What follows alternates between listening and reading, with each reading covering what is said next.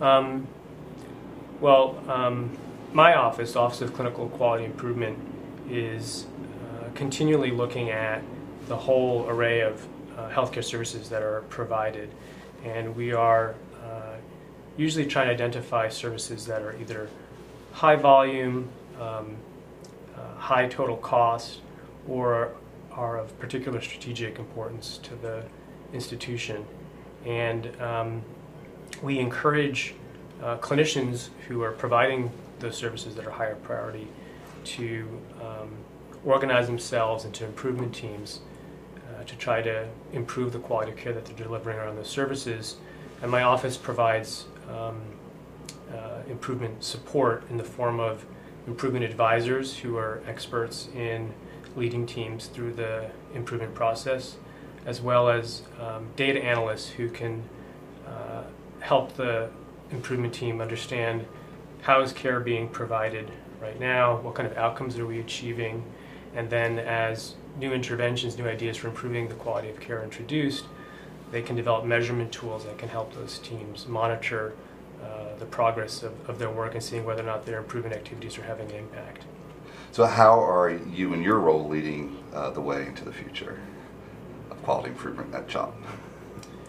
Wow, that's a tough question. How am I doing it? It's kind of I'm not sure I want to go there. Okay, I mean, that's fine. Well, I feel like I will be doing a lot of sort of self-promotion. I mean, I'm kind of developing the strategic plan. I'm hiring the leaders. Right. We kind of built the group from scratch. I don't really want to sound too that's fair. That's fair enough. For that. Well then, let's see if this question works as one they provided me. How does continuous improvement align with your role in the organization? I assume they're really, hand in hand. You are. Yeah. It's kind of the same question. So. Yeah. That was one of the questions I was like, I'm not really sure what they want me to say about that. I think, based on all the other responses, you really provided, I think, everything they need. Just make sure we aren't missing anything. That was it, from the PI perspective. There was one question they asked that I actually had sort of some speaking points that I wanted to get to that was related to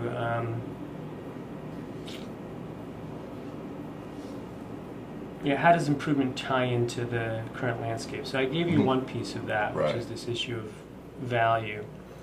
But I wanted to talk a little bit about how what we're doing now is different than what's been done before. Oh, okay. Would that be okay? Yeah, that's perfect. About that? We don't need a prompt, do we? Yeah. You speak to it.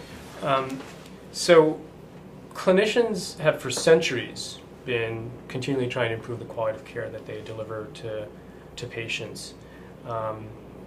It's basically a trial and error process. And clinicians would do it as individuals, one patient at a time. And what's different about what we're doing now is three things. First of all, we're approaching the process improvement in a systematic and methodologic. We're approaching the process improvement in a systematic and methodical way. So we've got an improvement framework, which essentially provides a roadmap for teams in terms of how to approach the problem of improving care. Number two, we're informing the improvement with measurement, with systematic measurement. We are actually taking advantage of all the data that are in an electronic health record. All those data flow into a data warehouse, and our analysts are able to actually pull that data out and give us a sense of how is care currently being provided and what kinds of outcomes are we currently achieving. And the analysts can use that data to develop measurement tools that allow us to continually monitor the care that's being delivered and whether or not the improvement activities are having an impact. And the third thing, which I think is extremely important, is that we're doing it as a team. It's not one clinician, one patient at a time. It's a team of clinicians who represent a broad array of stakeholders, looking at care in the aggregate and thinking about, as a team, as representatives of all the folks who are involved in providing the care, what's the right thing to do for the patient, and how do we implement that new process, that new way of taking care of patients in a way that works well with the existing workflow that clinicians have when they're taking care of those patients. Wow, great points.